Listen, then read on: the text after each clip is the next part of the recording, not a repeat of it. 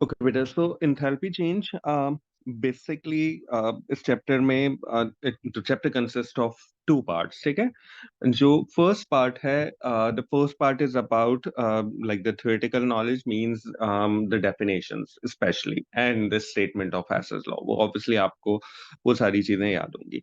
अच्छा, डेफिनेशंस और में और हैसेस लॉ में दो चीजें हैं जो बच्चों को नॉर्मली प्रॉब्लम करती हैं। एक, when they ask you to write down the definition equations of formation, combustion और एनी अदर इक्वेशन। Second चीज हैसेस लॉ में, when they ask you to draw the Hess cycle, write down the Hess cycle for it। तो उन areas पे थोड़ा सा मैं बात करूंगा, and then I move towards the calorimetry. उसमें जो आप कॉमन एरर्स करते हैं बात करेंगे, एंड देन हैसेस लॉ की एप्लीकेशन। लाइक वो तो बहुत आसान सी बात है कि when you are provided with enthalpy change of formation, combustion, उसके हमने शॉर्टकट्स भी आपको बताए हुए हैं। सो डेफिनेशंस में आपको अच्छी तरह पता होना चाहिए कि यस, एंथैल्पी चेंज की डेफिनेशंस आपको पता होनी चाहिए। उससे पहले आपको स्टैंडर्ड कंडीशंस के बारे में पता होना चाहिए, ठीक है। तो we know that the standard conditions हम जो यहाँ पर यूज करते हैं, उसके लिए जो साइन यूज किया जाता है, that's basically the sign like this, ठीक है। This is a sign of standard condition, which means that the temperature must be 298 Kelvin। अब बच्चे पूछते हैं सर 25 डिग्री सेल्सियस लिख सकते हैं, लेकिन 298 Kelvin is better. Pressure 101 kilo pascal, ठीक है। अब बच्चे पूछते हैं 1 atm लिख दें, बिल्कुल लिख सकते हैं आप। And all substance must be in the natural physical state, ठीक है। All substance in natural physical state, ठीक है। ये वो बातें जो आपको याद है अच्छे तरीके से, लेकिन मैं सिर्फ रिमाइंडर इसलिए दे रहा हूँ कि this is the last time we are discussing this one, तो आपको अच्छे तरीके से पता हो कि हाँ, आपको इन एरियाज में फोकस करना है, ठीक है। स्टैंडर्ड एंथैल्पी चेंज की डेफिनेशन नहीं, एंथैल्पी चेंज की या एंथैल्पी की डेफिनेशन पूछी जाती है। सो हमने आपको क्लास में बताया था कि एंथैल्पी का मतलब होता है the energy content of a system, ठीक है, और एनर्जी ऑफ अ सिस्टम। सही है जी, ये तो आपको अच्छे तरीके से पता है कि this is the basically the energy content of a system, because जब हम एनर्जी की टर्म यूज करते हैं तो it could B for system and surrounding both.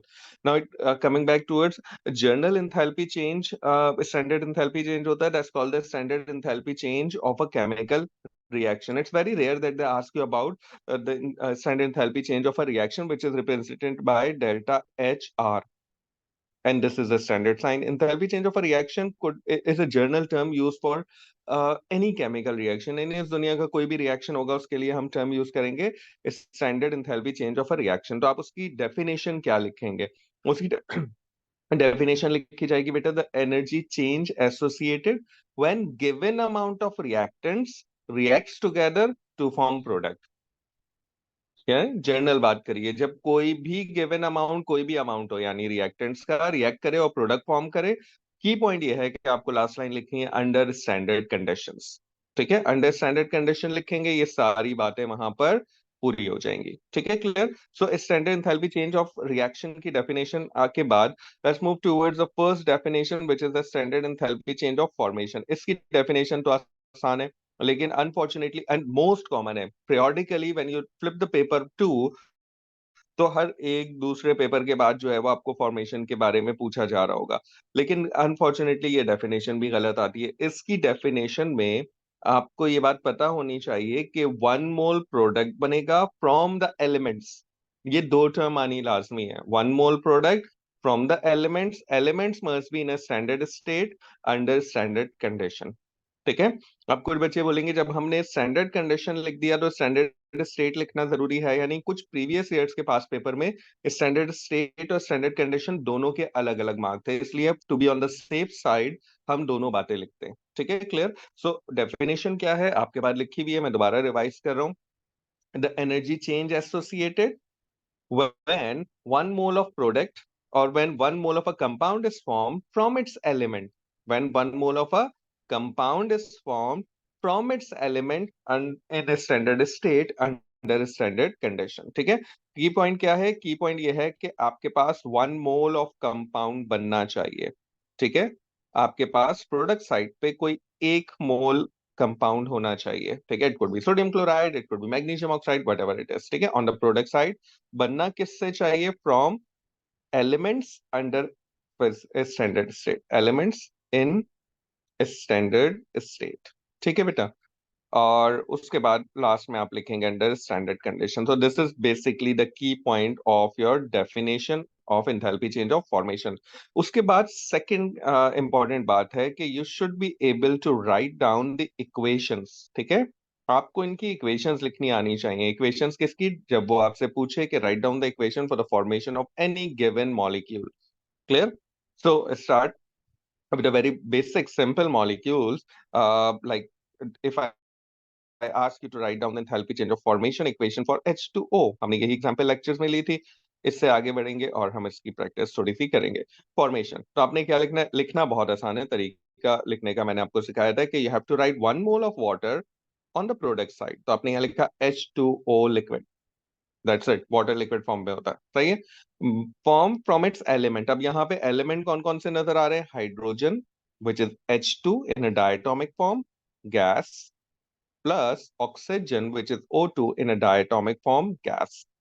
Clear? Now you have to balance this equation and you are bound to place 1 mole here. यहाँ आप कोई नंबर नहीं लगा सकते, इसीलिए on this side it is possible that you have to place some fractions, ठीक है। अब फ्रैक्शन प्लेस करने के लिए yes, if I place half here तो मेरी इक्वेशन बैलेंस हो जाएगी। लेकिन अगर आपने यहाँ हाफ नहीं लगाया and if you place 2 here, तो ये फॉर्मेशन की इक्वेशन नहीं होगी। हाँ, अगर मैं आपसे पूछूं कि this is the equation 2H2 gas plus O2 gas forming 2H2O, ठीक है, this is the equation given. अगर ये इक्वेशन गिवन हो आपको, सही है। Now this is for sure not formation. Formation क्यों नहीं है? Because you have 2 moles of product are form. तो अगर फॉर्मेशन नहीं है तो we generally call it enthalpy change of a reaction. लेकिन आप अगर इस इक्वेशन को गौर से देखें तो बिसाइड्स दीज 2 मोल्स बाकी सारी चीजें as per the definition of formation है ना। फर्क क्या है कि फॉर्मेशन में 1 मोल बनता है, यहाँ 2 मोल्स बन रहे हैं। तो लेट्स सपोज ये जो डेल्टा एच आर वैल्यू है, this value is 100 kilo joules per mole. Let's suppose this is 100 kilo joules per mole, ठीक है। अब मैं चाह रहा हूं कि मुझे इस इक्वेशन से फॉर्मेशन ऑफ वाटर की वैल्यू आ जाए। तो मैंने देखा कि सारी चीजें ठीक हैं, बट फॉर्मेशन ऑफ वाटर में 1 मोल बनता है and here in this equation I have 2 moles. तो मैं सिर्फ इस वैल्यू को डिवाइडेड बाय 2 कर दूंगा, it will convert into enthalpy change of formation, which is going to be 50 kilojoules per mole. 2 moles of formation of 2 moles की value given थी, formation of 1 mole की वैल्यू मैंने निकाल ली। But this is not possible, this is not possible अगर बाकी चीजें अकॉर्डिंग टू द डेफिनेशन नहीं है, यानी लेफ्ट साइड पे एलिमेंट्स ना हो तो मैं ये काम नहीं कर सकता। ये काम मैं जब भी कर सकता हूँ जब लेफ्ट वाटर बन रहा हो from its element, hydrogen oxygen होना लाजमी है, ठीक है। Clear? In a similar way exam में काफी कॉमन है कि they ask you to write down the enthalpy change of a formation of some organic molecule like ethanoic acid, common है, सही है। So if they ask you to write down the enthalpy change of a formation of ethanoic acid, तो आपने वही format apply करना है। You have to write down 1 mole of जिसकी formation value आपने लिखनी है, व्हिच इज एथेनोइक एसिड। तो आपने लिखा CH3COOH in a liquid form. State given होगी, अगर स्टेट गिवन नहीं होगी किसी भी अननोन मॉलिक्यूल की, वैसे carboxylic acids and alcohols are liquid, ठीक है ना। लेकिन अगर आपके पास इक्वेशंस गिवन नहीं, सॉरी स्टेट गिवन नहीं है किसी अननोन मॉलिक्यूल की, तो आप जो दिल चाहे स्टेट लगा दें, फिर वो मार्क उसका नहीं होगा, ठीक है। Made from carbon, solid form में होता है। समटाइम कार्बन की जगह ग्रेफाइट लिखा होता है, एक्सेप्टेबल है। आप नहीं लिखेंगे, लेकिन अगर पेपर में लिखा हुआ है तो वो एक्सेप्टेबल होता है, क्योंकि graphite is in form of carbon. Plus hydrogen in a gas form, plus oxygen in a gas form, ठीक है ना। Have to balance it 2 carbon, so I have to place 2 here, ठीक है। 3 + 4 hydrogen, so I have to place here 2 to the 4, and oxygen is already balanced. So this is the equation for the formation of ethanoic acid, ठीक है। N2H4 hydrazine, this is the common compound which is called hydrazine. So if they ask you to write down the formation value for N2H4, same format follow करोगे बेटा। आपने लिखा यहाँ N2H4, अब इसका state symbol मुझे नहीं पता, प्रिडिक्शन है अमोनिया जैसा मॉलिक्यूल है, तो गैस भी हो सकता है, लिक्विड भी हो सकता है। मैंने सॉलिड के अलावा जो मतलब सेंसिबल फिजिकल स्टेट मुझे याद आ रही मैंने लिख दी, गिवन नहीं थी, ऑल्दो वैसे नॉर्मली गिवन होती है, ठीक है। Made from nitrogen in a gas form plus hydrogen in a gas form. यहाँ एलिमेंट्स लिखे लेफ्ट साइड पे, बैलेंसिंग के लिए मैंने देखा नाइट्रोजन 2 बैलेंस है, hydrogen 2 4, so if I place 2 here it become balance. मैंने अनफॉर्चुनेटली एग्जाम कंडीशन में प्रॉब्लम हो जाती है, याद नहीं रहता आप लोगों को, इक्विलिब्रियम डिस्टर्ब हो जाता है, अनफॉर्चुनेटली मैंने H4 भी लिखा हुआ देखा है। आई डोंट नो, मतलब मुझे यकीन नहीं आ रहा था कि ये किसी ऐसे बच्चे का है जिसने केमिस्ट्री पढ़ी है फ्रॉम 9th क्लास ऑनवर्ड। लेकिन खुदा के लिए इन छोटी छोटी चीजों को you have to calm down, you have to keep your reflexes अच्छे तरीके से, चीजों को संभल के लिखना है, ठीक है। Clear? Done it, beta. I'm done with the formation. Now let's move towards enthalpy change of a combustion. Before I talk about combustion, ठीक है, एक बात याद रखिएगा कि कंबशन प्रोडक्ट आपको खुद प्रिडिक्ट करनी होगी, ठीक है। और उस जिन कंपाउंड्स की भी कंबशन के बारे में लिखा हुआ होगा, वो कंपाउंड्स, उन कंपाउंड्स में आप जिस जिस मॉलिक्यूल की भी कंबशन की इक्वेशन लिखी जा रही है, उसमें आप याद रखिएगा कि कार्बन होगा, तो कार्बन कंप्लीट कंबशन के बाद कार्बन डाइऑक्साइड फॉर्म करेगा, and it's they always asking about the combustion. Whenever you see hydrogen in any form, the combustion product is the water molecule. Whenever you see nitrogen in any form, the combustion product is NO2. NO भी बना सकते हैं, but NO2 is sulfur SO2, not SO3. SO3 directly combustion से नहीं बनता। When you see any metal, when you see any metal, the combustion product is metal oxide. ठीक है बेटा, ये अगर आपको याद है तो you can write down the equation for the combustion of any given unknown molecule, ठीक है, any given unknown molecule. Clear? So ये बात याद रहेगी। कंबशन की definition quite simple, the energy released, because this is always exothermic, when 1 mole of a substance could be element भी हो सकता है, कोई कंपाउंड भी हो सकता है, इसलिए हम सब्सटेंस की टर्म यूज करेंगे। when 1 mole of a substance is burned in excess of oxygen, combustion is always the reaction with oxygen to give its combustion product, to give its combustion product under standard condition.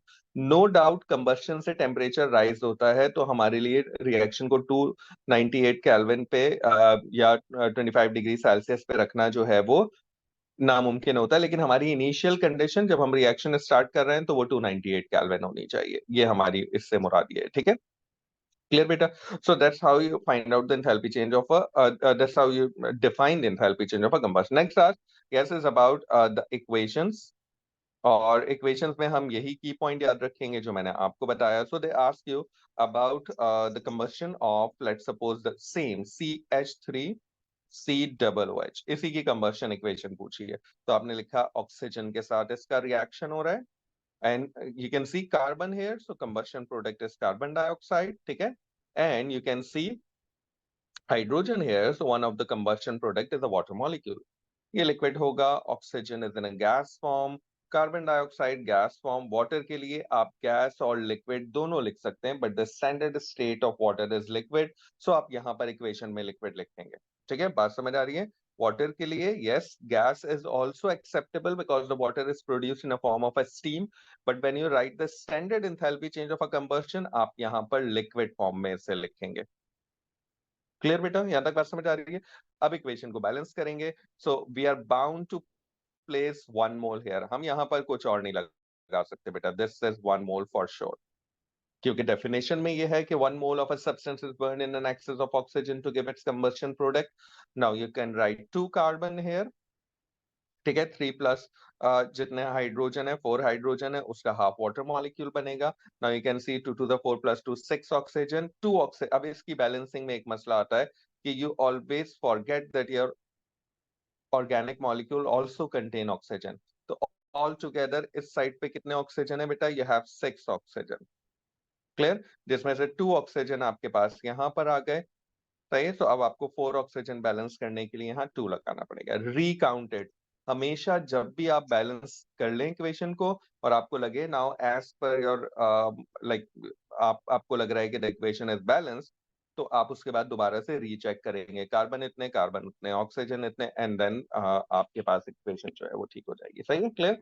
Again the similar example, if I ask you to write down the equation for the combustion of this is methylamine, organic molecule है, ठीक है।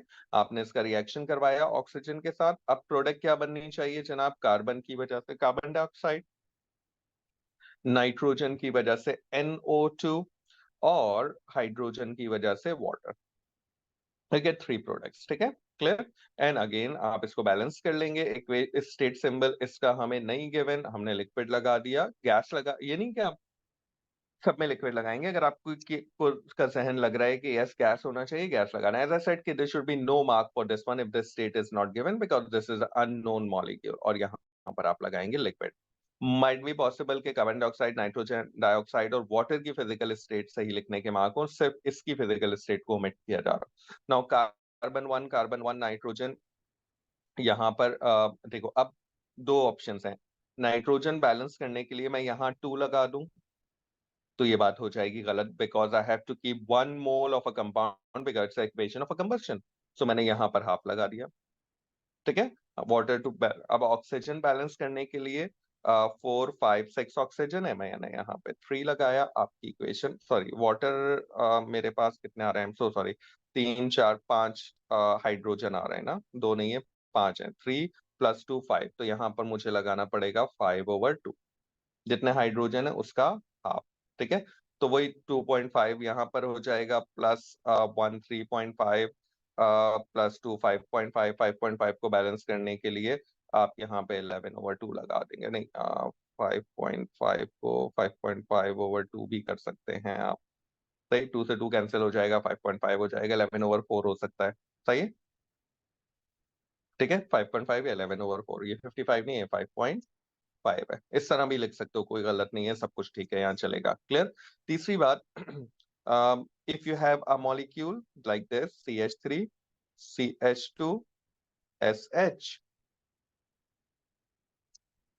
ठीक है, इसकी equation की balancing आप खुद कर लीजिएगा। I am just giving it a product which is carbon dioxide और water and sulphur dioxide. As you can see sulphur here, so because of sulfur one of the product should be sulfur dioxide. I hope we done with the combustion here. अब एक की point याद रखिएगा बेटा, वो यहां पर भी मुझे लिखना था, enthalpy change of formation of uncombined elements, ठीक है, इज ऑलवेज 0। ये बात पढ़ी थी ना हमने।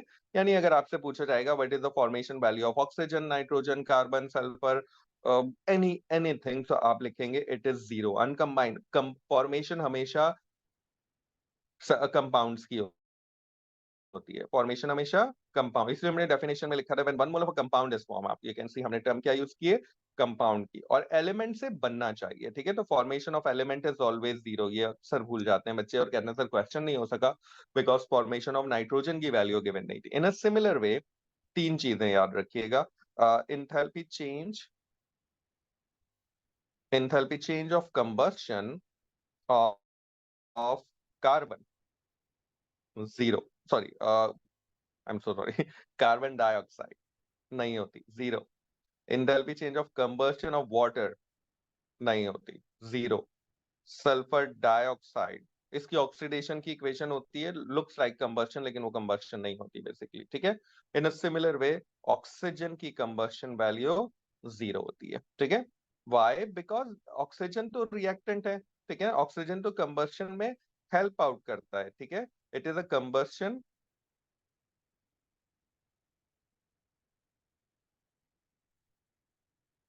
रिएजेंट है, आप कह सकते हैं इसे, ठीक है ना, clear? In a similar way these are basically the combustion products, ठीक है, ये तो कंबशन प्रोडक्ट होती हैं। अगर ये कंबस्ट हो सकती होती तो हम कंप्लीट कंबशन में कार्बन डाइऑक्साइड प्रोडक्ट क्यों लिख रहे हैं? फिर कार्बन डाइऑक्साइड कंबस्ट हो गए जो बनाता है, हमें वो लिखना चाहिए था। तो फाइनली वाटर, कार्बन डाइऑक्साइड, इनकी कंबशन हमेशा, कंबशन की वैल्यू जो है वो 0 होती है या गिवन नहीं होती, और आपको इनकी जगह पर 0 प्लेस करना होता है, ठीक है बेटा। तो कंबशन तक बात समझ में आ गई। तो ये 2 चीजें देखें, छोटी सी बातों पे हमें, मतलब छोटी छोटी डेफिनेशंस पे हमें थोड़ी सी एम्फेसाइज करना पड़ता है। In a similar way The next definition is delta H, enthalpy change of neutralization. ठीक है, enthalpy change of neutralization, इस पे मुझे बात करनी है. Neutralization is basically the reaction of acid plus alkali forming salt plus water. ठीक है, क्लियर. इट डिपेंड्स कितने H पॉजिटिव और OH नेगेटिव है. आपको पता है न्यूट्रलाइजेशन की इक्वेशन हमेशा सेम होती है, H positive plus OH negative forming H2O. और हमेशा no matter whatever acid you are taking, strong acid ले रहे हैं, वीक एसिड ले रहे हैं, कोई भी सॉल्ट बन रहा है, the common is the formation of a water molecule. इसीलिए इसकी डेफिनेशन को हम वाटर की फॉर्मेशन के साथ रिलेट करते हैं. हम कहते हैं the enthalpy change associated when one mole of a water is form as a reaction of as a result of a reaction between acid and alkali, as a result of a reaction between acid and alkali. ठीक है, तो ये बात याद रहेगी कि water की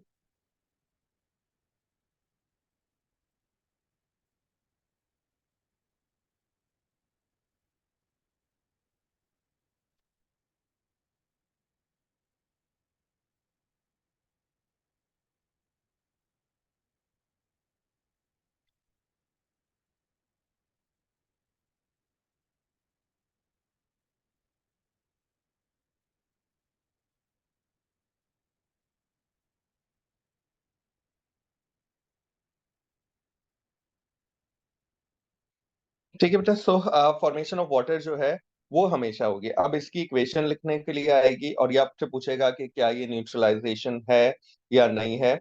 सो अगर this is basically acid NaOH के साथ रिएक्शन हो रहा है, ठीक है, फॉर्मिंग NaCl प्लस H2O. अब आपने क्या देखना है, दो चीजें चेक करनी है. क्या यहाँ पर 1 मोल वाटर है? बिल्कुल है जनाब. ठीक है. लेफ्ट साइड पे क्या है बेटा? एसिड है और एल्कली है, यानी बेस है. तो yes, this is enthalpy change of neutralization. Clear. Because इसी सिमिलर वे, अब अगर मैं सेम कॉन्सेंट्रेशन का कोई और मोनोप्रोटिक एसिड लेता हूं, ठीक है, मोनोप्रोटिक एसिड, या मैं ये टर्म भी डिफाइन कर देता हूं. मोनोप्रोटिक एसिड का मतलब the acid that have one H positive ion, that give one H positive ion. It could be strong acid, it could be weak acid. Normally हम strong acid ही इस्तेमाल करते हैं. तो it could be HNO3 या HNO3 हो सकता है. ठीक है. HCl का counter part strong acid HNO3 है.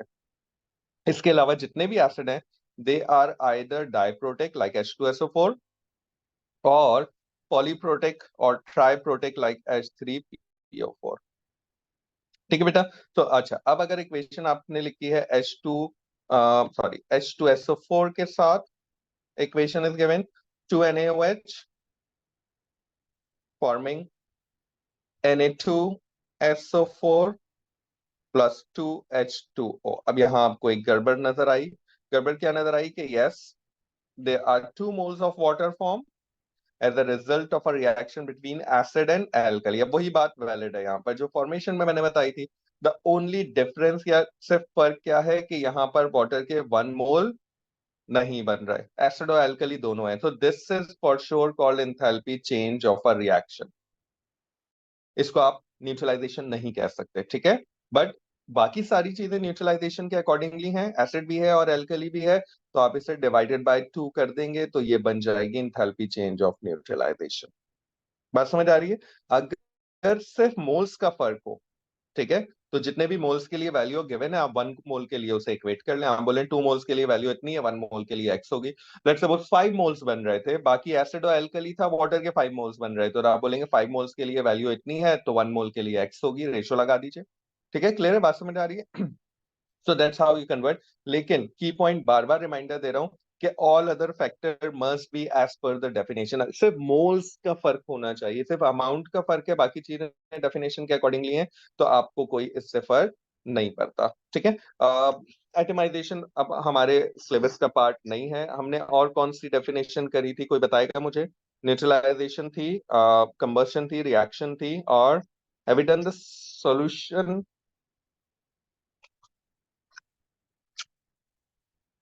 कहाँ है आप लोग?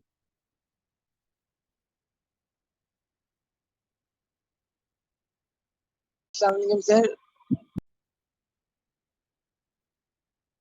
अच्छा ठीक है, सो यहाँ तक सही है, बात समझ आ गई है, न्यूट्रलाइजेशन हमने कवर अप कर लिया। अब देखिए की पॉइंट ये है कि delta H R enthalpy change of reaction could be endo और एक्सो, डेल्टा एच सी हमेशा exo, delta H formation could be endo could be exo given होगी, ठीक है, कॉमन कॉमन अगर कोई रिएक्शन होगा कंबशन का तो गिवन नहीं होगी।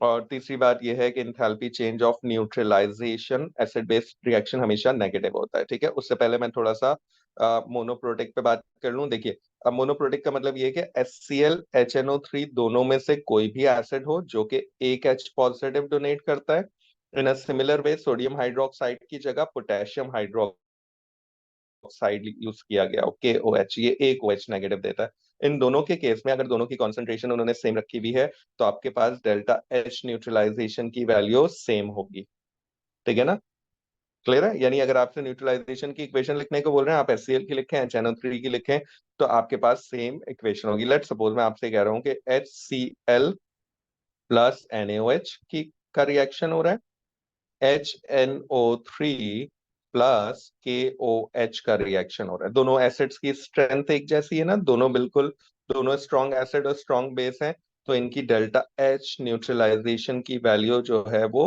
सेम होगी,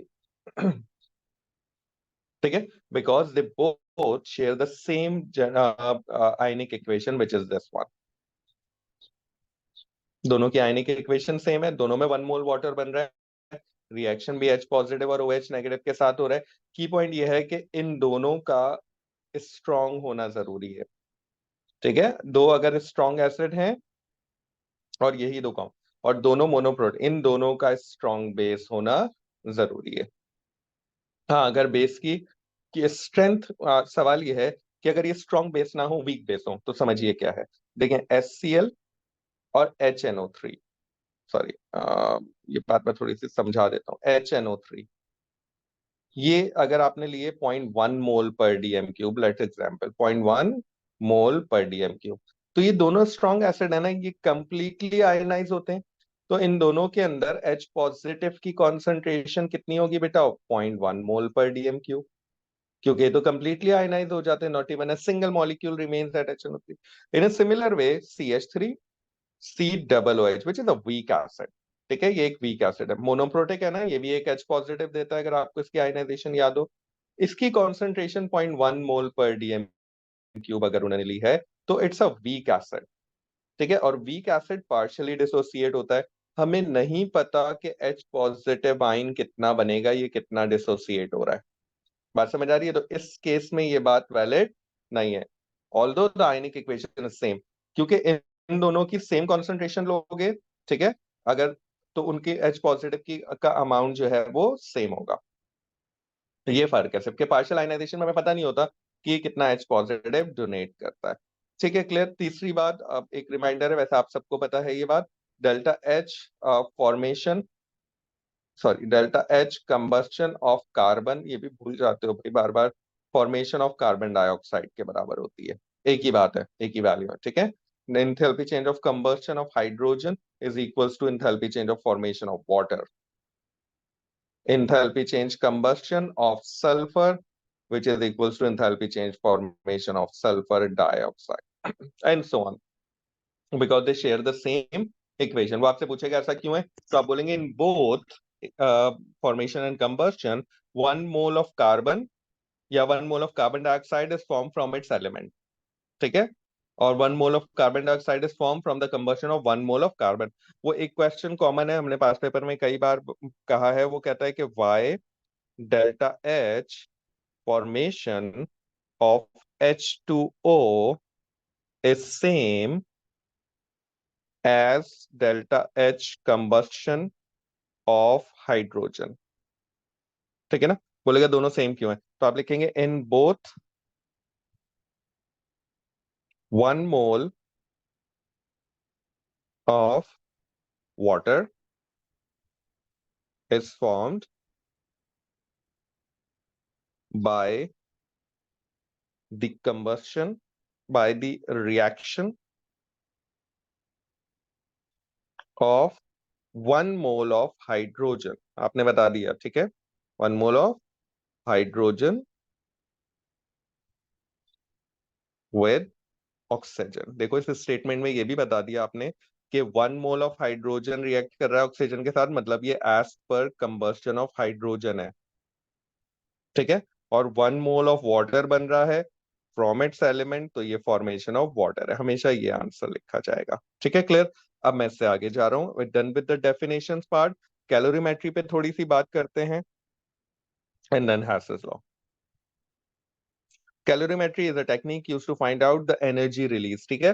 तो ये एक्सपेरिमेंटल टेक्निक है to find energy release as a result of a chemical reaction, ठीक है। एनर्जी रिलीज फाइंड आउट, और energy release as a result of a chemical reaction is basically represented by Q.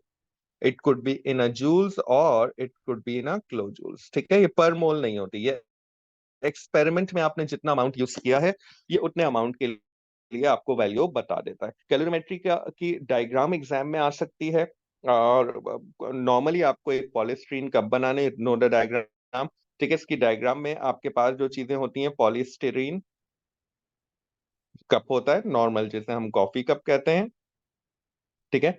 उसको आप place करते हैं empty beaker में, clear. तीसरी बात, उसमें आपके पास थर्मोमीटर होना चाहिए। चौथी बात, आपको कोई स्टायर होना चाहिए जो उसको मिक्स करने के लिए आप यूज कर रहे हैं। This is these are the main part. आपको डायग्राम आपके जहन में आ चुकी होगी, ठीक है, क्लियर। लेकिन अगर आपको कैलोरीमेट्री से enthalpy change of combustion find out करना है, ठीक है, to find delta H combustion, diagram की बात कर रहा हूं, ठीक है, फ्रॉम कैलोरीमेट्री, तो आपकी डायग्राम किस तरह की होगी। आप एक स्टैंड पे, ठीक है, आप एक सबसे पहले एक स्टैंड लेंगे, ठीक है। इस स्टैंड पे आपने एक जो है वो कंटेनर बनाया, ठीक है। इस कंटेनर में आपके पास वो लिक्विड है जिसे आप बर्न कर रहे हैं, यहां से आपके पास कंबस्शन हो रही है, ठीक है। And this is basically the liquid. Let suppose ये आपके पास अल्कोहल है, इथेनॉल है, जिसकी आपको कंबस्शन वैल्यू फाइंड आउट करनी है, सही है। और आप यहां पर बनाएंगे एक बीकर,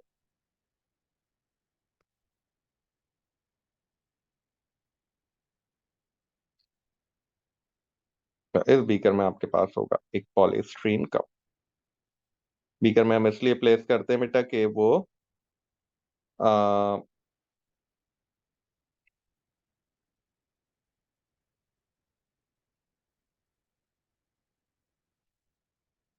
ताकि एयर गैप क्रिएट हो जाए और आपके पास जो है वो, ठीक है। यहाँ आपके पास होगा जनाब 100 सेंटीमीटर क्यूब ऑफ वाटर, इसमें डिपो हुआ होगा thermometer,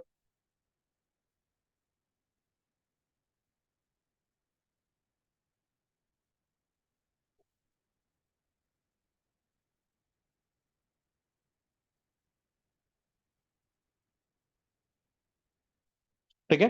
this is the diagram, ये स्टैंड है आपके पास।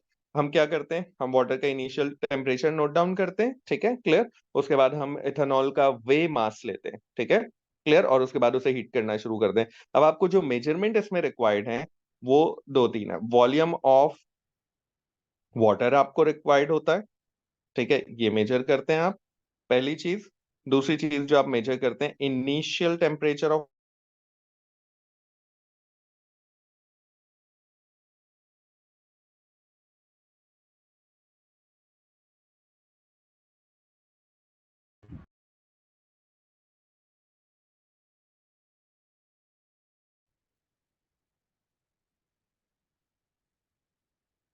4थी चीज आपके पास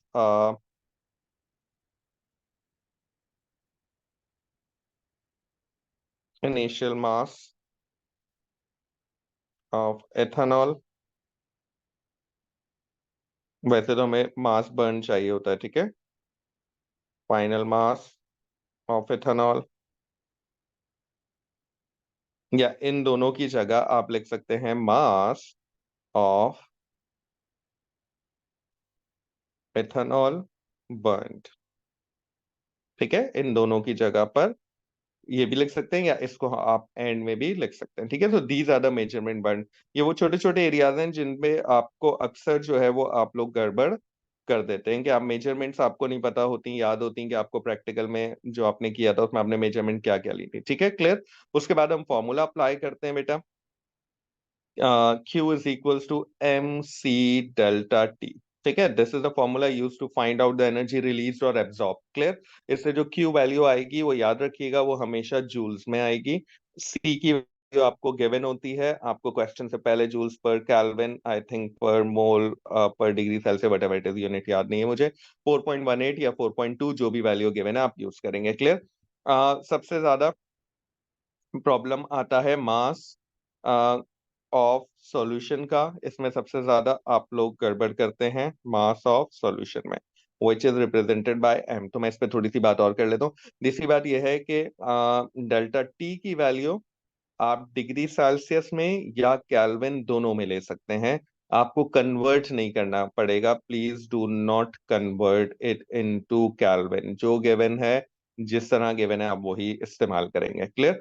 मास ऑफ लिक्विड में एम में मैंने आपसे कहा था कि अगर ए लिक्विड फॉर्म में है और बी सॉलिड फॉर्म में है, कोई ऐसा केमिकल रिएक्शन है, तो आप एम की जगह पे वॉल्यूम ऑफ लिक्विड यूज करेंगे, वॉल्यूम ऑफ लिक्विड यूज करेंगे। ठीक है। Why? Because the density of pure water is 1 gram per centimetre cube. ठीक है, तो as we are dealing with all aqueous solution, so 1 cm³ हमेशा 1 ग्राम के इक्विवेलेंट होता है, इसलिए हम ये काम करते हैं। सही है, क्लियर है बेटा?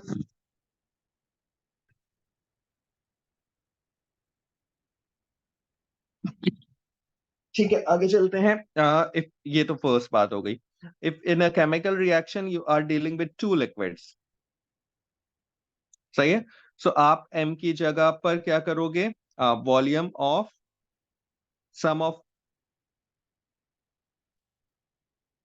Volume of both liquid.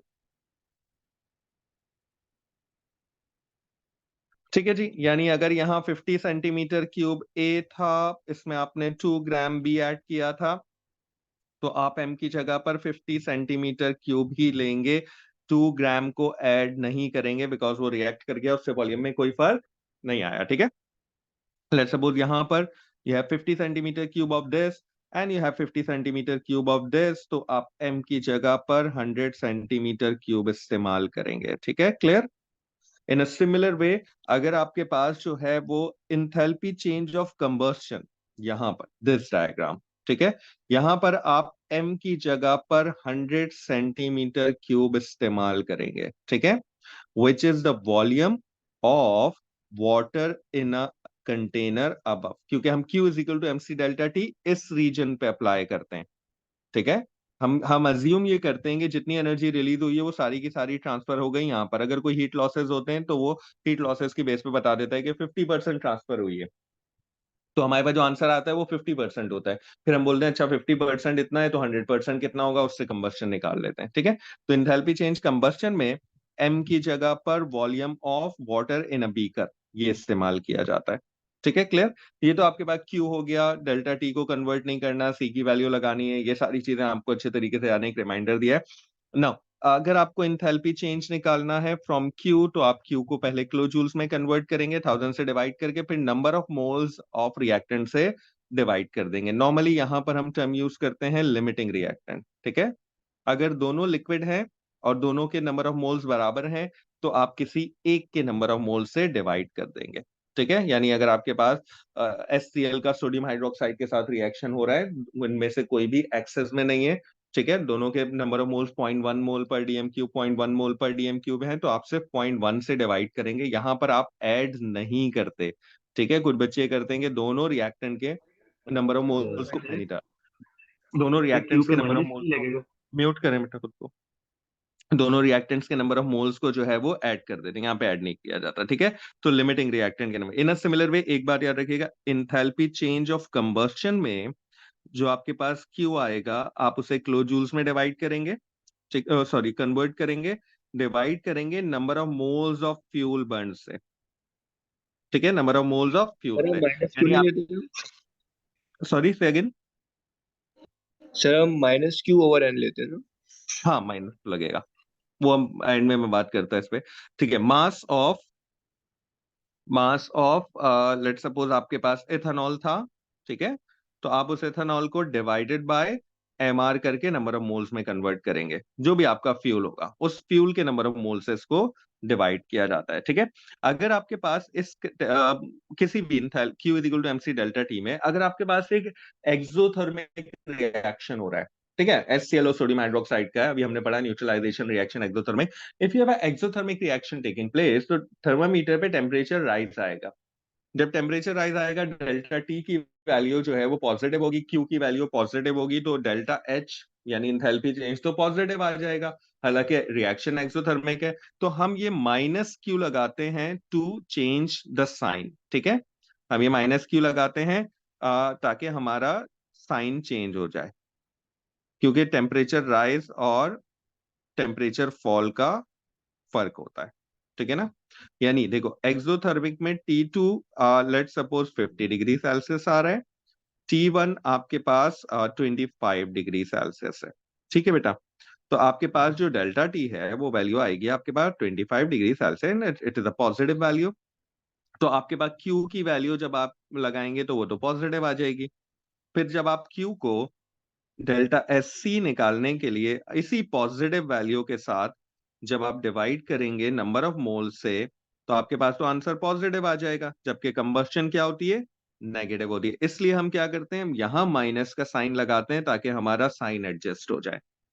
You got this point, तो माइनस की over M C delta T यहां तक ठीक है। आगे चलते हैं, and the last part of this chapter is basically the Hess's law.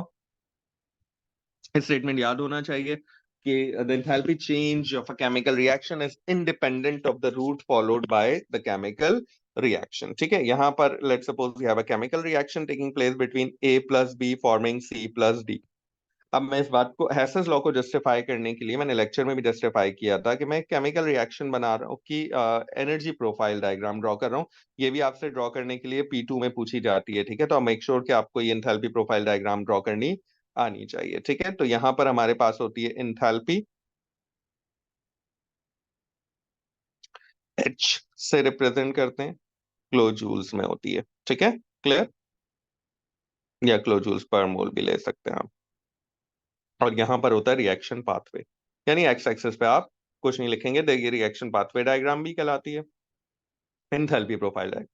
Now if it would be a endothermic reaction, so आपके पास डेल्टा एच आर आपको गिवन होगा बेटा, दिस इज पॉजिटिव, तो आपके पास रिएक्टेंट की एंथैल्पी कम और प्रोडक्ट की एंथैल्पी ज्यादा। एक एक्टिवेशन एनर्जी के बैरियर से होके ये जाएगा और जाकर यहाँ पर इससे मिल जाएगा। ठीक है, this is basically the enthalpy profile diagram.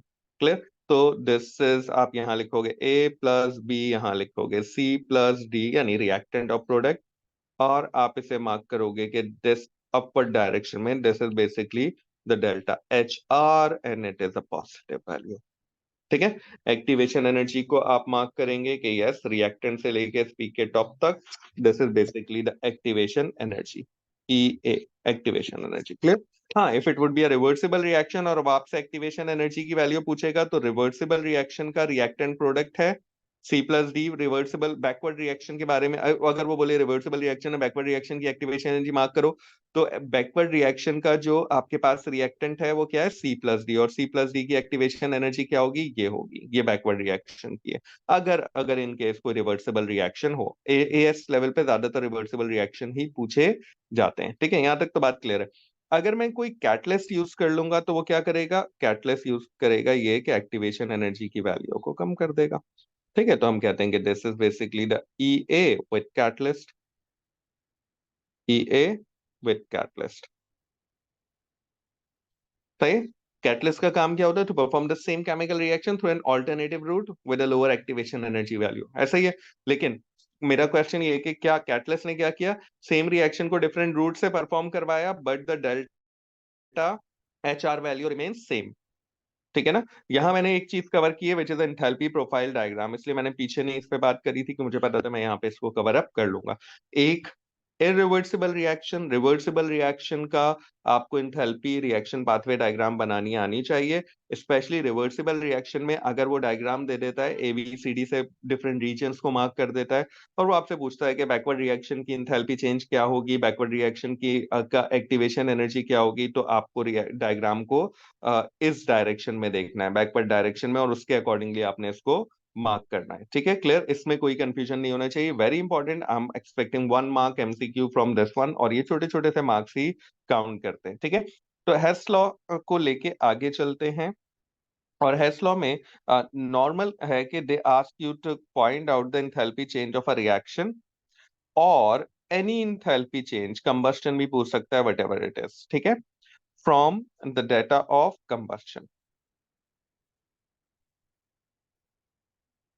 ये हम enthalpy change of react formation का पहले कर लेते हैं। सॉरी, मैं तरह अपनी चीजों को फ्रॉम फॉर्मेशन, फ्रॉम, नहीं, फॉर्मेशन के डाटा से कर लेते हैं। Sorry, enthalpy change of reaction या कंबशन, ये ज्यादा अच्छा रहेगा।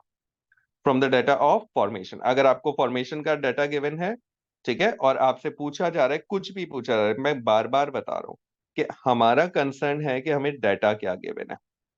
ठीक है, और आपसे वो कहता है कि आप इस पर्टिकुलर रिएक्शन के लिए एनर्जी साइकिल लिख के दिखाइए। ठीक है, लेट सपोज वो आपसे बोलता है जनाब CH3COOH, ठीक है, plus O2 forming carbon dioxide, ठीक है, प्लस 2H2O।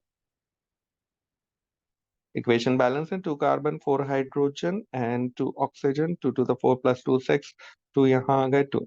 ठीक है बेटा, वो कह रहा है कि इस इक्वेशन का डाटा जो ये कंबस्शन की इक्वेशन है, ठीक है, और इसका जो डाटा गिवन था, वो डाटा आपको ये गिवन था। डाटा में आपको बेटा enthalpy change of formation of CH3COOH given थी। ठीक है, enthalpy change of formation of carbon dioxide given थी, enthalpy change of formation of water given थी। ठीक है, इसकी जगह पर कंबस्शन ऑफ कार्बन भी गिवन हो सकती है, इट्स अ सेम थिंग। इसकी जगह पर कंबस्शन ऑफ हाइड्रोजन भी गिवन हो सकती है, इट्स अ सेम थिंग। ये डाटा आपको गिवन था, हमारी नजर पड़ी डाटा पे, हमने देखा ओके द मेन कंपाउंड इसके अंदर कौन है, CH3COOH, और उसकी फॉर्मेशन वैल्यू गिवन है। उसने कहा इसके लिए एनर्जी साइकिल बनाओ to calculate the enthalpy, draw the energy cycle to calculate the energy enthalpy change of combustion. बहुत आसान है, देखो मैंने इसी इक्वेशन को दोबारा यहाँ कॉपी कर रहा हूँ, प्लस 2O2। इसमें बहुत सारे बच्चे एरर करते हैं बेटा, उनको हैश साइकिल बनाना नहीं आता। 2H2O, इस रेट सिंबल नहीं लिख रहा। अब देखिए डाटा क्या गिवन है, फॉर्मेशन का। जब भी फॉर्मेशन का डाटा गिवन होगा ना, आप यहां पर लिख दो नीचे elements, carbon plus hydrogen plus oxygen. अभी हम बैलेंसिंग की फिक्र नहीं कर रहे, ठीक है। अच्छा, अब मैं कहूंगा कि भाई ये तो मैंने लिख दिए एलिमेंट्स, क्योंकि डाटा फॉर्मेशन का गिवन था। इक्वेशन कंबस्शन की है, रिएक्शन की है, जो भी है, अगर डाटा फॉर्मेशन का गिवन है तो मैंने क्या किया, इक्वेशन के नीचे थोड़ा सा गैप देके एलिमेंट्स लिख दिए। अब इन्हीं एलिमेंट से मिलके बनेगा जनाब आपका COO CH3COOH, एरो की डायरेक्शन अपवर्ड।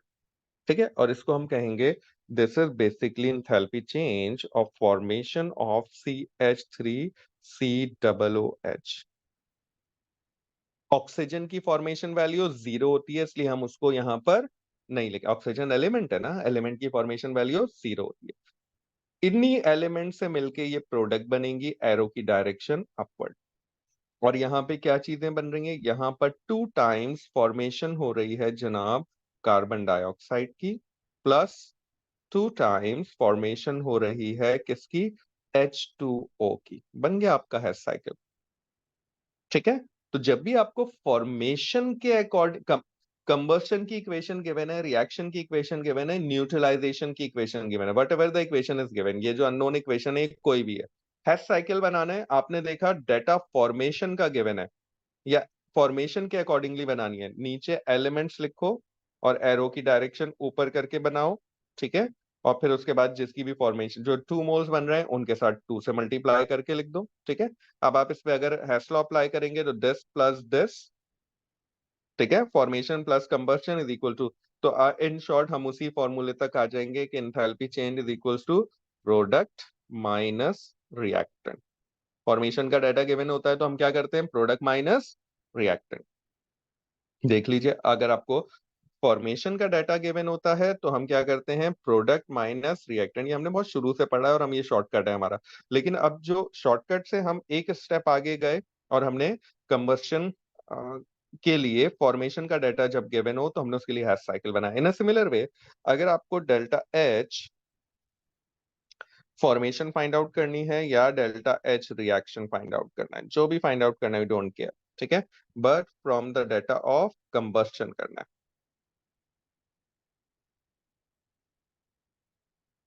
क्लियर? तो हमें शॉर्टकट याद है कि इस केस में हम रिएक्टेंट माइनस प्रोडक्ट करते हैं।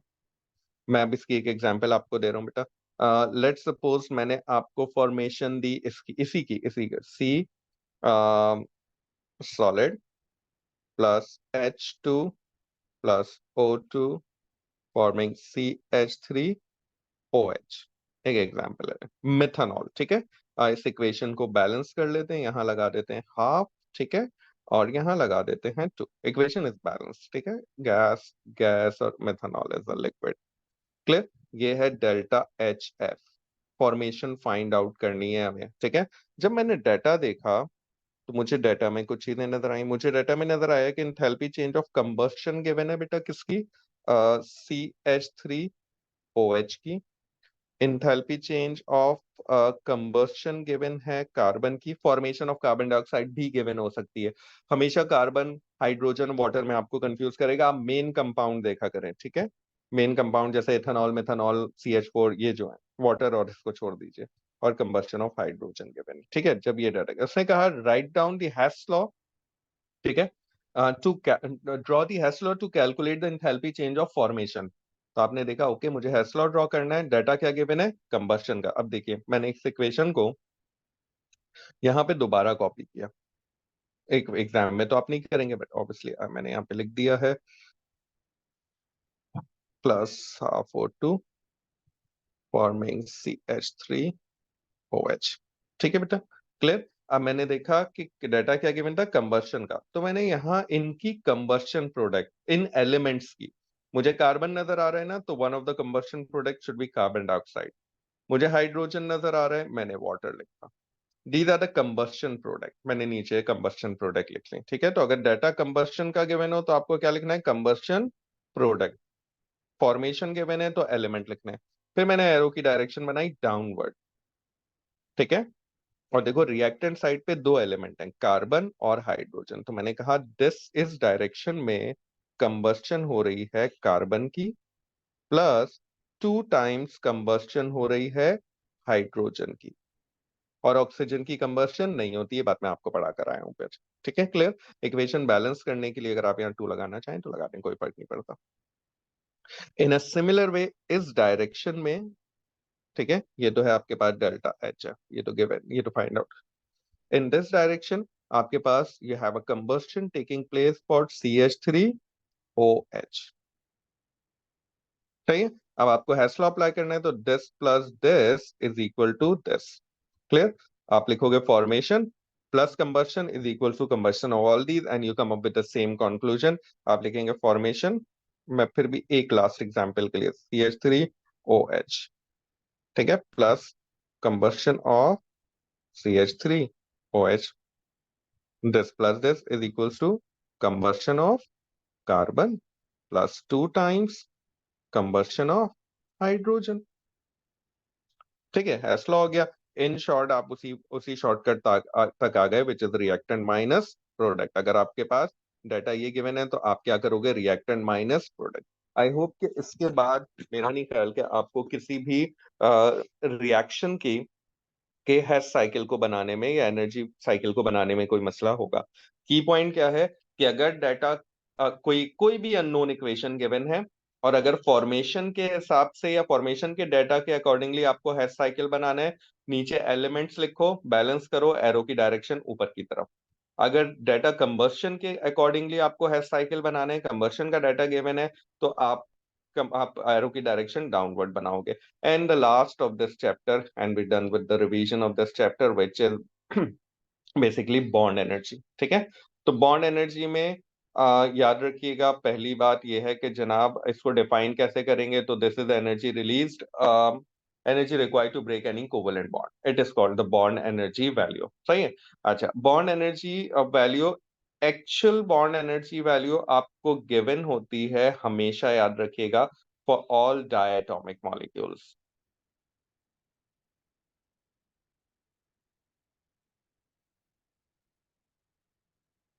ठीक है, लाइक Cl2, क्लोरीन जब भी क्लोरीन ही होगा, कभी भी चेंज नहीं होगा, hydrogen, oxygen, N2 and so on.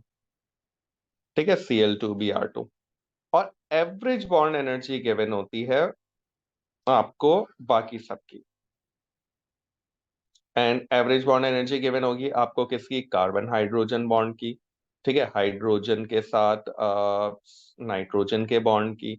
In a similar way oxygen hydro, ये these are the average bond energy value. ठीक है। An average bond energy value might differ from the actual value.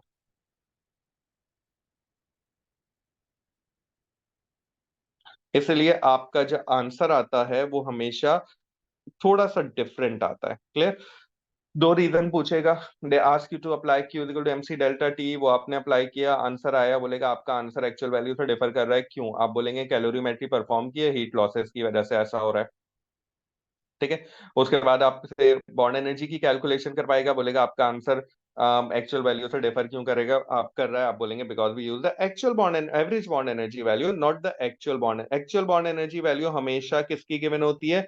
Diatomic molecules की। ठीक है, clear? और आपको पता है कि you have to calculate delta H from this, तो आप करते हैं bond breaking minus bond formation. ठीक है, बॉन्ड एनर्जी वैल्यूज हमेशा याद रखिएगा, बॉन्ड एनर्जी वैल्यू हमेशा पॉजिटिव गिवन होती है। क्लियर? डाटा में हमेशा the bond energy value is always positive, हम इसकी डेफिनेशन भी positive, energy required to break any covalent bond. ठीक है ना? तो बॉन्ड एनर्जी वैल्यू हमेशा पॉजिटिव होती है। हम फॉर्मूले में नेगेटिव साइन प्लेस करते हैं क्योंकि bond formation is exothermic and bond breaking is endothermic. ठीक है। इसी तरह डेल्टा एच को अगर आपको डिफाइन करना, एक्सोथर्मिक रिएक्शन डिफाइन करना in terms of bond energy, exo O levels में करते थे हम, exothermic reaction in terms of bond energy, तो आप कहेंगे कि भाई if in the energy release during bond formation, sorry, energy release during bond formation is greater than the energy required during bond breaking, तो डेल्टा एच आर की value negative होगी।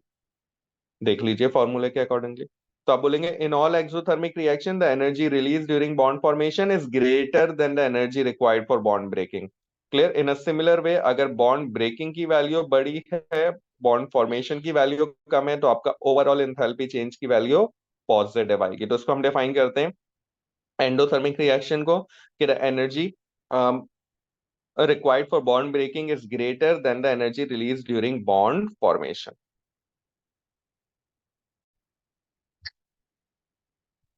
Okay बेटा, सो मई जून 2021, और मैंने कुछ अभी थोड़ी देर में, इतनी देर में कुछ क्वेश्चंस मार्क किए हैं which is about the enthalpy changes. इस पेपर में एंथैल्पी चेंज का एज सच कोई पार्ट मुझे मेजर पार्ट नजर नहीं आया था। So moving towards the first question which is about the enthalpy change.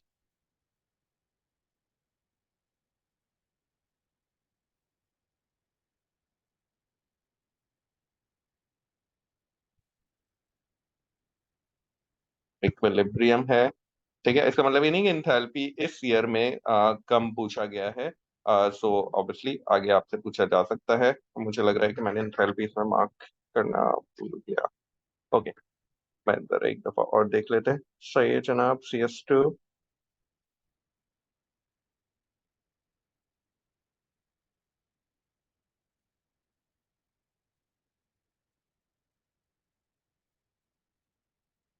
मैंने यहाँ से मार्क किया था, सॉरी।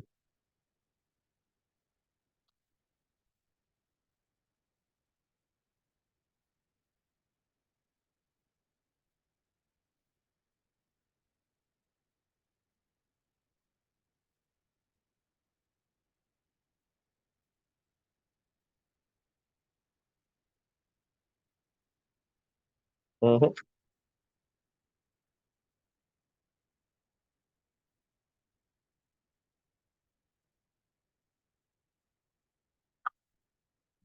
ओके बेटा, चलो यहीं से सर्च करते हैं, but I think I mark it but it didn't saved. Okay, no MGBR malaria, ठीक है।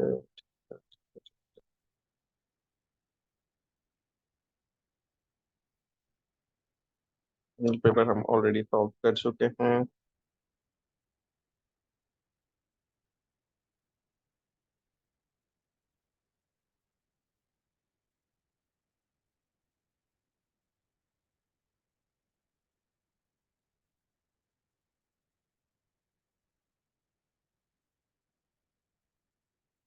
इस पेपर में कोई इंथैल्पी का क्वेश्चन नहीं है।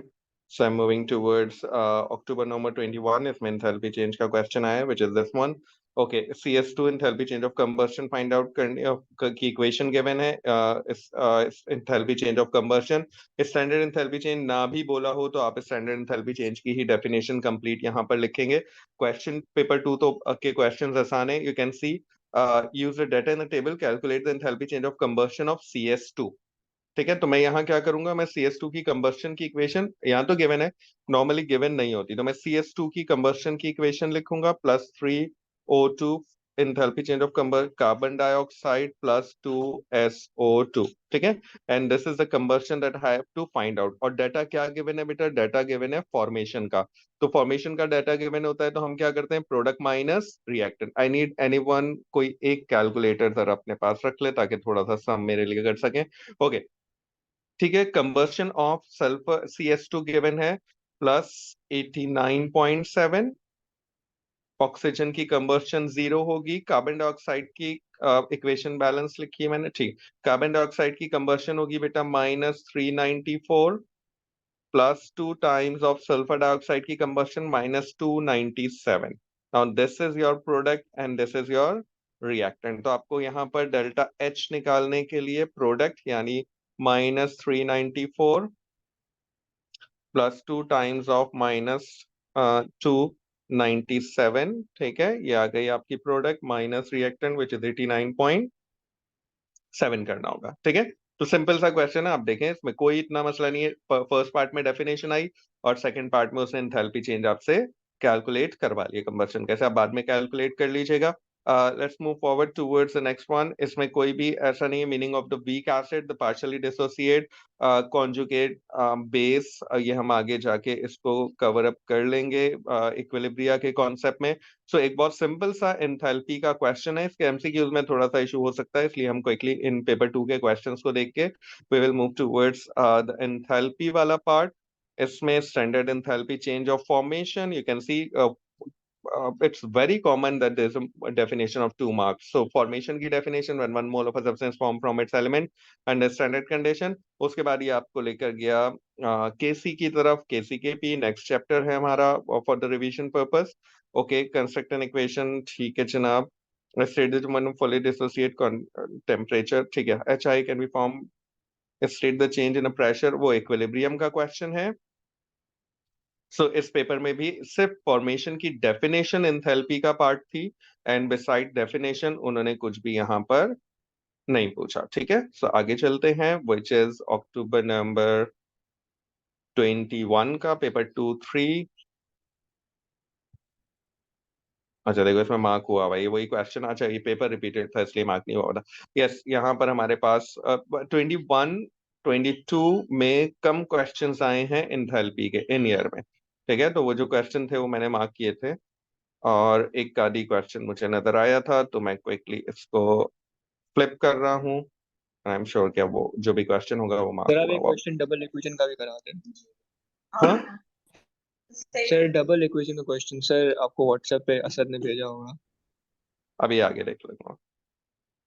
Okay sir. देखिए, ये डेफिनेशन, ये इन्होंने एंथैल्पी प्रोफाइल डायग्राम पूछी है मैग्नीशियम ऑक्साइड की। ठीक है, क्लियर, और उसको हम आगे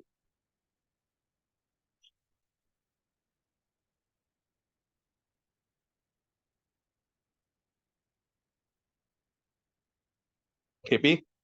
This is a question in which use equation 1 and the bond energy value to calculate the enthalpy change of the thermal decomposition of HI. Equation 1 कौन सी है बेटा? This is the equation 1.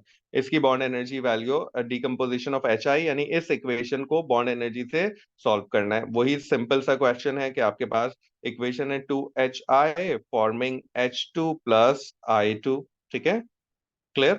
So 2 times of hydrogen iodide, which is 299, forming hydrogen, which is 436 plus 151.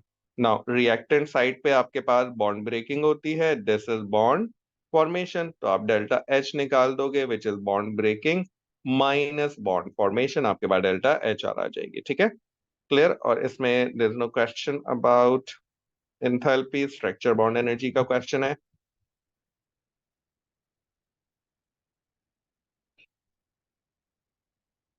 I think enthalpy paper 2 is basically the easier part. ठीक है, dot and cross diagram बनानी है.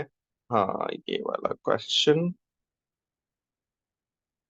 dot and cross diagram of carbon monoxide. Very common that they ask you about the dot and cross diagram of carbon monoxide. ठीक है, तो carbon monoxide में याद रखिएगा there is a double covalent bond between carbon oxygen and there is a coordinate covalent bond. ठीक है, dative bond होता है between ऑक्सीजन. तो ऑक्सीजन ने अपने 2 लोन पेयर में से एक लोन पेयर डेटिक बॉन्डिंग में इस्तेमाल कर लिया.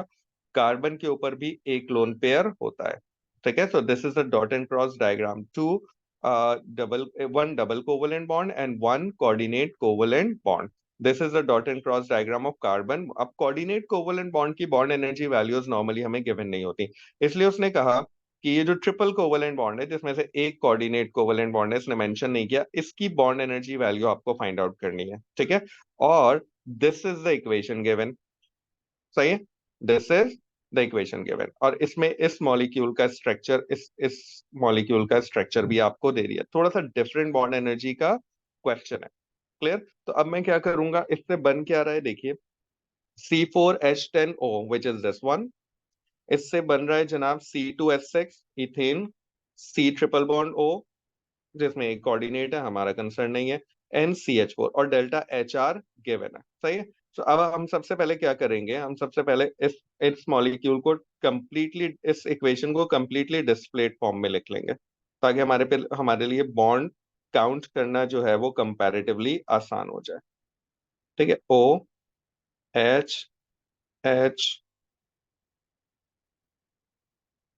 सही है, ये तो ऊपर वाला मॉलिक्यूल है, plus sorry it this molecule getting decomposed forming C2H6. तो C2H6 ये होता है हाइड्रोजन हाइड्रोजन. ठीक है, all these are the hydrogen atom, plus carbon monoxide ऐसे ही लिखोगे, plus CH4 which is this one. ठीक है, तो आपके पास, अच्छा अब इसमें ना याद रखिएगा कि शॉर्टकट तरीका ये है, sorry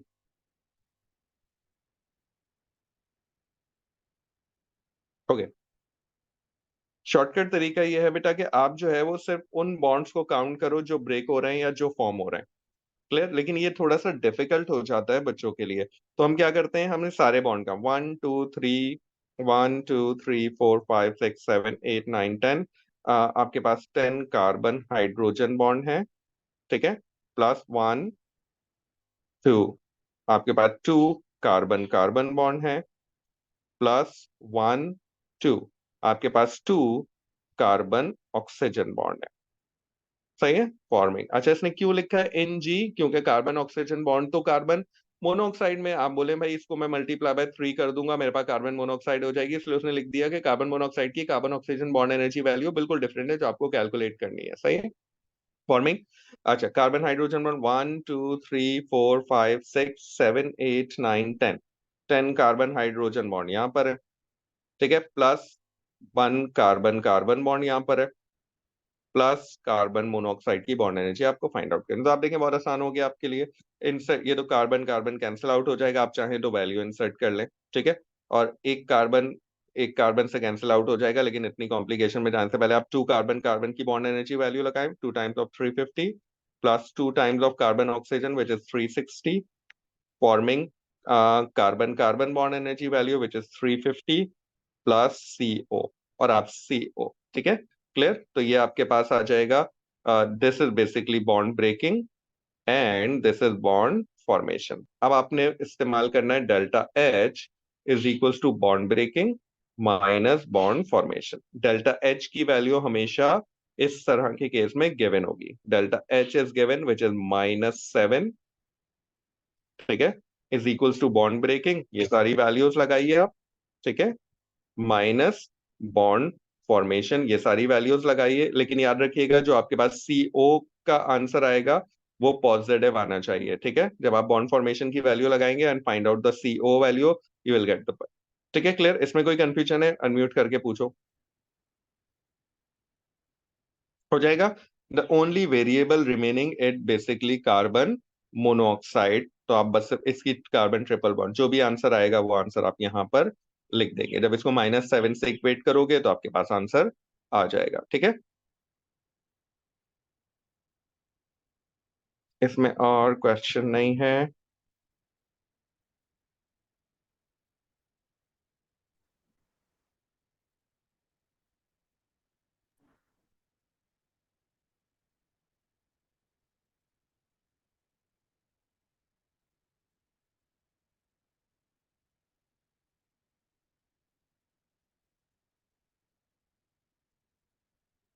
okay, we done with this one. 21 22 में आपके पास जो है वो कोई भी अब क्वेश्चन नहीं था अबाउट दिस। 23 के पेपर 2 में I think is one question. ये बोलूंगा sir, C triple bond O में एक सिग्मा दो पाई बॉन्ड्स होते हैं। कनाडा में एक सिग्मा दो पाई बॉन्ड, बिल्कुल। Okay, this is a question explain by, ठीक है जनाब, use this information to calculate। now again a equation is given, ठीक है, you have to find out the enthalpy change value from the data of formation, product minus reactant करो and get it done। आसान सा part है, ठीक है, clear. सो इसमें भी जो इंथैल्पी का पेपर 2, मैं बार बार आपसे कह रहा हूँ कि enthalpy change paper 2 is not difficult, उसमें बहुत आसान से क्वेश्चंस आते हैं। तो ये 23 के पेपर में भी हमारे पास एक ही क्वेश्चन था which is very easy. Winter 23 में yes this is a question जिसको एक इन्होंने ब्रॉस एंड लॉरी बेसिस के साथ मिक्सअप किया, ये हम रिवीजन में कवर अप कर लेंगे। You have to give the definition of enthalpy change of formation, recent year का पेपर है, लास्ट ईयर, ठीक है। और फिर उसके बाद the data of formation is given and they ask you to find out the enthalpy change of a chemical reaction. आपको हमने तरीका बताया, फॉर्मेशन का डाटा गिवन है, प्रोडक्ट माइनस रिएक्टेंट की है, ठीक है। लेकिन मेक श्योर यहाँ पर इस इक्वेशन में कि आपको प्रोडक्ट के लिए H3PO3 और PO4 को जरा गौर से देख लीजिएगा। You have PO3 here. ये क्वेश्चन मुश्किल इसलिए था कि इसमें PO3 और PO4 की वैल्यूज को आप लोग फ्लिप कर देते हैं। PO3 की वैल्यू है -972, तो आप करेंगे 4 times -972, forming 3 times of -1281 plus PH3 की वैल्यू है 9, ठीक है। और अब आप डेल्टा HR निकालोगे एज पर प्रोडक्ट माइनस रिएक्टेंट, ठीक है। और सॉल्यूशन में भी आप बिल्कुल इसी तरह सॉल्व करेंगे, इक्वेशन लिखेंगे, नीचे वैल्यूज लिखेंगे, delta HR is equal to product minus reactant and you will get your answer, ठीक है, क्लियर। और this done with this one. सो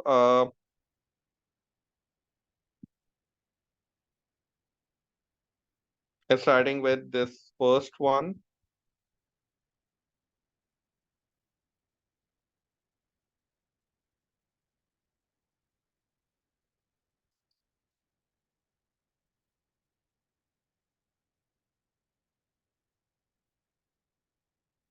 इसको मैंने मार्क किया था, इसका मतलब इसमें भी हमारे पास question, yes. So this is a paper of October November 22 and this is a question, आसान सा क्वेश्चन है, देख लीजिए, आपको कितना मुश्किल नहीं होगी। The reaction pathway for the forward reaction of a reversible reaction is this one. Forward reaction की what is the activation energy of the reverse reaction is +80, reverse reaction की एक्टिवेशन एनर्जी +80 होगी। The activation energy is always positive, तो यहाँ तक ठीक है, +80 check कर लेंगे। अच्छा, बैक रिवर्स रिएक्शन का ये वाला रिवर्स रिएक्शन का रिएक्टेंट ये है और प्रोडक्ट ये है। और अगर आप यहाँ से यहाँ तक एक्टिवेशन एनर्जी वैल्यू बनाएंगे तो 80 + 30, तो 50 + 30 कितना हो जाएगा, 80। तो I think the statement A ही इसका करेक्ट है। बाकी स्टेटमेंट क्यों रॉन्ग है देख लेते हैं। The enthalpy change of the forward reaction is +30, +30 नहीं है, +50 है। The enthalpy change of a forward reaction is +50, forward reaction की इंथैल्पी चेंज वैल्यू जो है वो -50 है, ठीक है ना। क्लियर, क्योंकि ये एक्सोथर्मिक रिएक्शन है फॉरवर्ड, तो ये डायरेक्शन डाउनवर्ड होनी चाहिए आपको, चूंकि वो साइन के बारे में सवाल पूछ रहा था, तो इसलिए तो दिस इज बेसिकली -50, ठीक है। The enthalpy change of a reverse reaction की इंथैल्पी चेंज +50 होगी, ठीक है। Enthalpy change of a forward reaction backward reaction बराबर होती है हमेशा। Clear. The enthalpy change for the possible reaction sodium hydroxide HCl is plus, ठीक है जनाब। Sodium chloride plus water is +56. 2Hi plus hydrogen is +11. H2 plus I2 is -11. Which statement about the activation energies of these reaction is correct? कौन सा statement activation energy के हवाले से इनका correct है? X is greater than W, Z is greater than Y, X is greater than W and Y is greater than Z, W is greater than X and Z is greater than Y, W is greater than X and X is greater than Y। चलें जी, पढ़ें दोबारा statement को अच्छे तरीके से and give me the answer. Just give me 1 minute and then you by the time you read this। Sorry, beta. So, okay. So this is the question. The enthalpy change values are given, which is statement about the activation energy of the reaction is। तो ये बात एक general phenomena याद रखिएगा। हाँ, ये एक general phenomena याद रखिएगा कि एंडोथर्मिक रिएक्शंस की एक्टिवेशन एनर्जी वैल्यूज जो है वो एक्सोथर्मिक रिएक्शन से ज्यादा होंगी। मतलब ये जनरल क्राइटेरिया तो नहीं है, लेकिन नॉर्मली ऐसा ही होता है कि एंडोथर्मिक की एक्टिवेशन एनर्जी ज्यादा होगी। इसने कहा फर्स्ट पार्ट में X is greater than W, ठीक है, बात ठीक है। और z is greater than y, तो z एक्सोथर्मिक है, ठीक है ना। तो याद रखिएगा E A for positive value large होगी, एक्टिवेशन एनर्जी पॉजिटिव वैल्यू के लिए लार्ज होगी, और E A for negative value small होगी। अकॉर्डिंग टू दिस स्टेटमेंट ये वाला जो पार्ट है, सेकंड पार्ट, ये मुझे गलत लग रहा है। z की वैल्यू ज्यादा नहीं हो सकती because it is negative. So A part, B part में x which is a positive value is greater than w which is a negative value, ठीक है ये बात। y is greater than z, y which is positive value is greater than that which is negative value, ये बात ठीक है। तो मुझे बी ऑप्शन ठीक लग रहा है। सी में W is greater then x, W is greater then x नहीं हो सकता, ये बात रॉन्ग है। W is greater then x, ये बात रॉन्ग है। तो मेरे ख्याल में X is greater than W वाली बात ठीक है। पॉजिटिव एंडोथर्मिक रिएक्शंस के ज्यादा चांसेस हैं कि the activation energy value would be greater, ठीक है। इसी पेपर में एक और आपके पास क्वेश्चन है about the enthalpy chain. Use relevant enthalpy values from the table, which value can be calculated for the enthalpy change for this chemical reaction, ठीक है। Carbon plus hydrogen forming this, CH4 की formation की value given है, CH4 की combustion की value given है, CH4 की bond breaking की वैल्यूज गिवन है, और फिर उसके बाद कार्बन की और हाइड्रो फॉर्मेशन ऑफ C3S6 की वैल्यू जो है वो गिवन है। Use value which value can be calculated for the enthalpy change for the following reaction।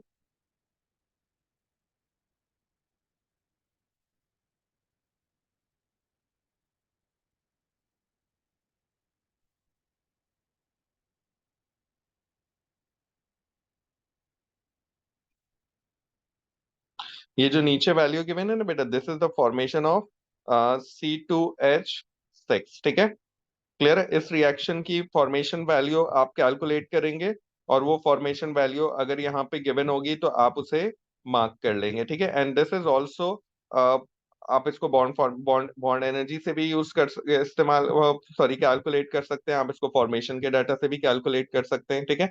Either you use this data और either you use this data, ठीक है। दोनों data से आप इसको कैलकुलेट कर देंगे। यहाँ पे सिर्फ बॉन्ड फॉर्मेशन हो रही है अगर आप देखें, ठीक है। तो आपके पास कार्बन कार्बन का एक बॉन्ड बन रहा है और कार्बन हाइड्रोजन के 6 बॉन्ड बन रहे हैं, तो माइनस में ही आंसर आएगा because this is bond formation. तो this is in this chemical equation already आप देख रहे हैं कि कार्बन गैस फॉर्म में है, यानी एटमाइजेशन की कोई जरूरत नहीं है। In a similar way hydrogen, तो ये बेसिकली आपके पास एटम्स हैं, ठीक है, in a gas form forming this. तो आप सिर्फ एक सिंपल सा काम करो कि आप इस मॉलिक्यूल की फॉर्मेशन में आपके पास क्या बने, 6 कार्बन हाइड्रोजन बॉन्ड बने, ठीक है, और आपके पास एक कार्बन कार्बन बॉन्ड बना है। अब मसला ये कि कार्बन कार्बन बॉन्ड की तो बॉन्ड एनर्जी वैल्यू आपको गिवन है, ठीक है, कार्बन हाइड्रोजन की बॉन्ड एनर्जी वैल्यू आपको गिवन नहीं है, ठीक है ना, ये वाली वैल्यू का मसला है। ये वाली वैल्यू आप टेबल से निकालेंगे, ठीक है ना, ये वाली वैल्यू आप टेबल से कैलकुलेट करेंगे, और टेबल में आपके पास ये वैल्यू गिवन है, देखिए इसमें, इसमें क्या हो रहा है, इसमें 4 times of carbon hydrogen bond break हो रहा है, सही है, जिसके लिए वैल्यू रिक्वायर्ड है कितनी, 1646। तो अगर आप 1648 को डिवाइडेड बाय 4 कर देंगे तो आपके पास कार्बन हाइड्रोजन की वैल्यू आ जाएगी, सही है। तो यहां से कार्बन हाइड्रोजन की वैल्यू आई, कार्बन कार्बन की वैल्यू गिवन है। आपने क्या करना है, आपने करना यह है कि जनाब कार्बन कार्बन की वैल्यू 350 को में ऐड कर लेना है 6 टाइम ऑफ कार्बन हाइड्रोजन, आपके पास आंसर आ जाएगा। ये टेबल इनफ नहीं है टू कैलकुलेट दिस वैल्यू, तो उसने क्या कहा, उसने कहा बाकी वैल्यू इस टेबल से इस्तेमाल करें।